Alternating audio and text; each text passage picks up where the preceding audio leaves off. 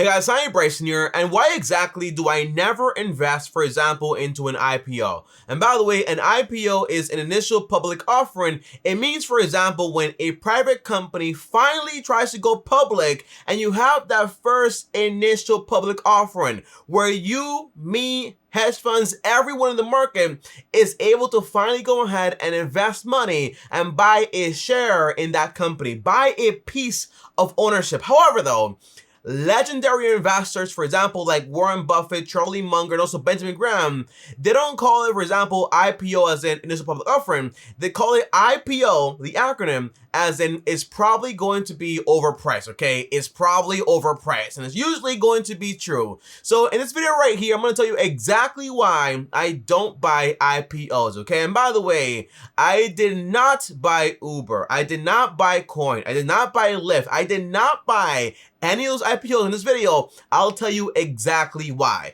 Now, if you guys are new here, I post videos every single day, so you should also subscribe and hit the bell so you're notified, and on top of that, also destroy the like button. Now, the very first thing is this, guys, okay? We can't call all IPOs terrible, but we can know for a fact that basically the odds of you actually picking the right IPO, for example, are going to be heavily against you. And in this video, I'm going to break down exactly why that reason actually is. But at the end of the day, guys, okay, every single company initially had to do an IPO, right? An initial public offering, whether it's Apple, Amazon, Tesla, all those big pretty companies out there, they'll have to go through this, okay? And the whole idea is this: well, I want to get in early. I want to invest. Well, here is the first thing you guys need to know, okay? When it comes to buying an IPO, it's not just investing, but it's also the odds going against you, okay? It's the game of odds. And as we all know, guys, okay, the whole game with investing is basically, hey, I want to invest money. I want to go ahead, put money in, and I want to get more money out, whether it's, for example, in the short term or, for example, in the long term. But the basic idea is always the same. I want to get more money from what I actually put in when it comes to investing. On top of that, whenever you have, for example, a stock, the whole price, in a way, the market price is based on, hey, demand and supply. So whenever you have, for example, something like an IPO that has a lot of demand, what happens? The price goes up like crazy. Does that mean the value is equal to the price? The answer is no, obviously, because basically when people start selling, guess what? Demand goes down. People are selling, get rid of shares, right? What happens then? The price goes down, right? That's the whole idea. But doesn't mean the company sucks now. The answer is no. So you can't base investment based on price. And usually, initially, you will have a massive surplus amount, right, of demand in that IPO, that initial public offering. Why? Because everyone wants a piece of it. And that makes, for example, an artificial value in a way increase, okay? Meaning the price is very high, although the value is still the same and the company might still actually suck, okay? Now, lastly, as we all know, guys, whenever you're buying a stock, right, either an IPO, whatever it is, okay, the whole idea is you want to buy this at a fair price. And if you don't, most likely you're going to buy overpriced. And at that point, you're going to have a problem because when you try to sell it, if the price goes down back to what it's actually supposed to be, you're going to lose money. And by the way, also understand, okay, there are over 2,800 companies being traded in the US stock exchange. So when it comes to the game of odds here, whenever I say, hey, I'm going to go ahead and buy this IPO here, what am I saying? I'm saying basically that this one company right here is better than all the other 2,800 companies out there. So that gives me, the chances are 1 in 2,800, at least right here in the US. Are those odds in my favor? The answer is no.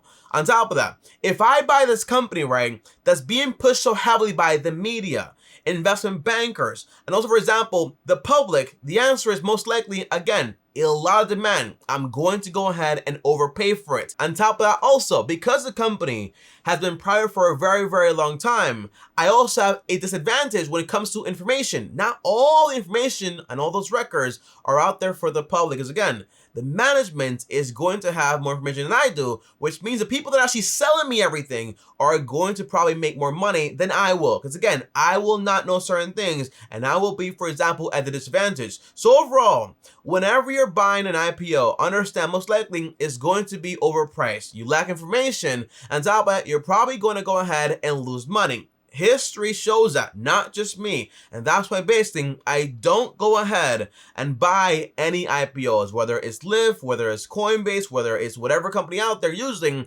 I just don't buy it. It's hard to say mathematically, for example, like Warren Buffett says, it's hard to say that, hey, out of all the companies out there in the market, you're saying that this one right here, the one that's being heavily pushed to you, that everyone wants, this right here is a company that you need to invest into, right? Most likely, it's not going to be the case. But why then, right?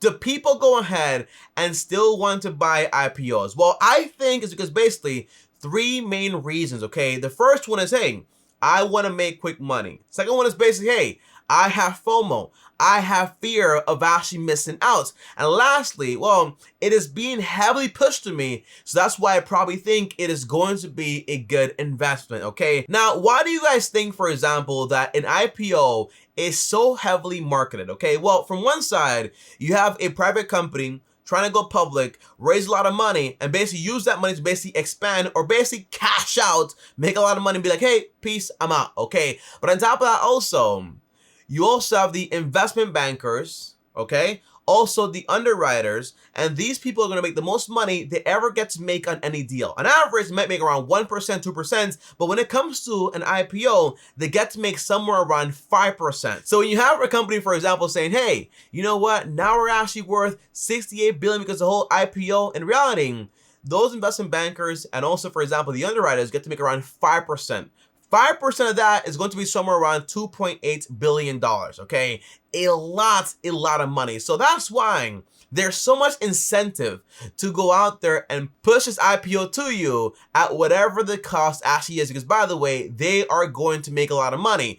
And you never want to be investing into something where basically the buyer is the loser and the seller is the winner. In this case, right? Usually it's, hey, the seller is going to win, I'm gonna win. But usually that's not going to be the case, okay? Because guess what? They are going to make the most money, and most likely you're gonna go ahead and lose money, according to history. Again, not just according to me. Now, I do want to give you guys a quick example of FOMO, or for example, also trying to make quick money. You know, when I was in college, I remember I had a friend and he told me, Tommy, Snapchat is about to go public. You better go ahead and buy it. I asked him why. He said, well, because Snapchat is pretty cool and it's going to be Instagram, okay? Awesome, awesome, awesome. He went ahead and said, well, I'm going to go ahead and buy Snapchat. And guess what? Back then, guys, he bought it at around, for example, $27 per share. Then it went down to around 15 or so. I remember this very well. And he said, wow, Snapchat is losing me money. I'm going to go ahead and sell it, right? But then it went down even lower to around, for example, $6, $5. But now today, Snapchat is worth, for example, a lot more money. But the reason here I'm saying this is basically, whenever you're buying something, the goal is you want to buy at a fair price. So in order to buy at a fair price, you got to understand the whole business. And if you understand the whole business, in reality, it does not matter what the share price actually is, only when you're actually buying into it. So if I find out that basically, hey, Snapchat is actually worth, for example, $30 per share. Well, if I bought it at 27, okay, I have a little margin of safety right there, cool. If it goes down, what am I doing? I'm buying more. I'm buying more. If it goes down to $5, if nothing has changed whatsoever, it's actually going to be great. In reality, I'm going to go ahead and buy more and buy more. And by the way, back then, that's when Instagram introduced, for example, Instagram stories. And people said, hey, Snapchat is done now, whatever, right? But now it's making a lot of money. Now, by the way, I'm not saying, for example, this is a good investment. I'm not saying at all that Snapchat is a good investment at all. I'm not saying that. However, here is, for example, FOMO. The idea that, hey, Tommy, I want to buy this IPO because basically, if I buy now, imagine how much money I can make in the future. The idea that all IPOs are the same. The idea that this might be, for example, the next Amazon, the next Apple, or for example, the next Tesla. Oh my gosh, look, Tommy, if I had bought Amazon, when it first came out, I would have paid $1.73. Today, it's worth $3,000, right? That's the whole thing. But again, not all companies are made equally. That's why although you have, for example, 2,800 companies in the US stock market, a little bit more by the way, like almost like around 3,000 like companies out there, the answer is only around 500, okay? 500. The 500 largest equate to around 80% of all the gains and all the revenue that's actually made in the stock market. That's how crazy it actually is. And it is very difficult to go ahead and pick these companies. And it's also very difficult to buy, for example, for a fair price when it comes to the IPO. Again, it's not IPO, initial public offering, but it's more like IPO is probably overpriced. It's the truth. And remember, okay, lastly, last thought here, okay, when it comes to an IPO, remember, it is going to be highly marketed to you. They have something called, for example, like the roadshow, where the CEOs and management, they go out there on the road and say, hey, let me answer all these questions, show you what the company's all about, all that stuff. Everyone's saying, hey, it's a great investment, all this stuff, right? Buy now, buy now, buy now. In reality, remember, if you don't understand the company, you don't know the value, don't buy something you don't understand, okay? That's the whole idea. If you buy something because basically everyone else is doing it, the answer is you're speculating. And whenever you put your money at risk, you put your time at risk because it took time to earn this money. So if you go out there, you say, hey, I'm gonna risk it, you're gambling. Go to the casino, okay? If you want to invest, you gotta understand investing for what it is. So overall, for me personally, I don't buy things that are being pushed heavily. On top of that, I don't buy things that are basically going to be overpriced because again, the game of investing is, hey, I gotta buy at a good price. And on top of that, I'm not a big fan of all the hype.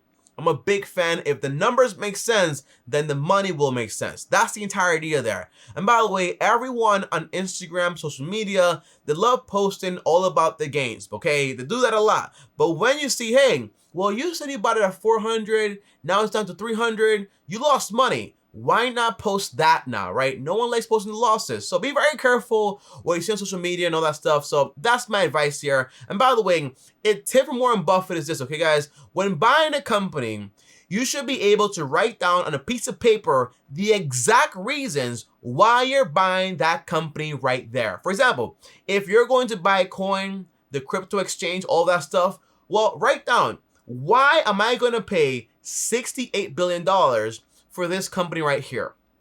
Write it down. And if you can't tell yourself why, the answer is most likely you should not be investing into it. And remember, just because somebody's on YouTube talking about it and they have a lot of money to go ahead and basically spend doesn't mean you should do the same. Now, my advice is this. You've seen these 3 books right here for the past like 15 minutes or so, right?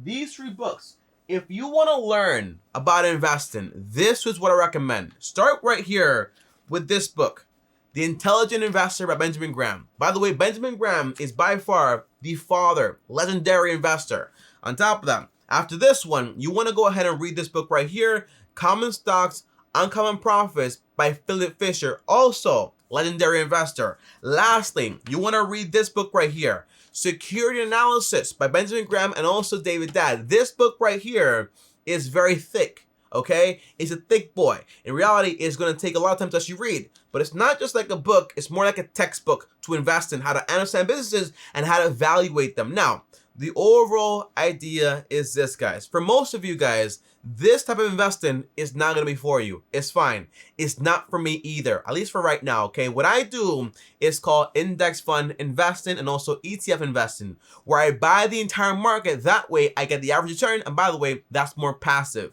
And by the way, if you want to do what I do, the exact portfolio, link down below to my finance. When you click it, you see what I invest into. When you invest into it, you get around like $30 to like $10, something like that, okay? But overall, once you know this information, guys, it takes, for example, 8 hours or 4 hours every single day if you're going out there and reading financial statements, cash flow statements, all that stuff to find, for example, a good company at a fair price to go ahead and invest into. So during bull markets, that's not your friend, right? Basically, bear markets are better because basically you're going to find things, for example, at a discount. But again, you got to understand investing. You got to understand what you're going to do and what you're going to invest money into. Because again, your money is important. So don't go out there and risk it. Again, screenshot this right here. These are the books that you want to go ahead and read. I'll see you guys next time. Thanks for watching. As always, comment down below. Let me know what you thought about this video. And by the way, don't get scared when you see, for example, oh my gosh, IPO, I don't want to miss out. The answer is you're not going to miss out, okay? Investments is for the long term. So it's not like, oh, this is the one right here. No. Understand it. You wouldn't get in a car if you don't know how to drive, because basically you want to rush to get to work, right? You'll probably crash. It's a big risk, so you don't want to play that game whatsoever. I'll see you guys next time. Thanks for watching. As always, like, subscribe, hit the bell so you're notified. And if you guys want to DM me, well, join me on Instagram, TommyBryson. And on top of that, if you want to call me directly, talk to me one-on-one, the answer is I have a third channel, link down below. You can call me for free. Subscribe over there. And also my second channel, also link down below. See you guys next time. And as always, peace.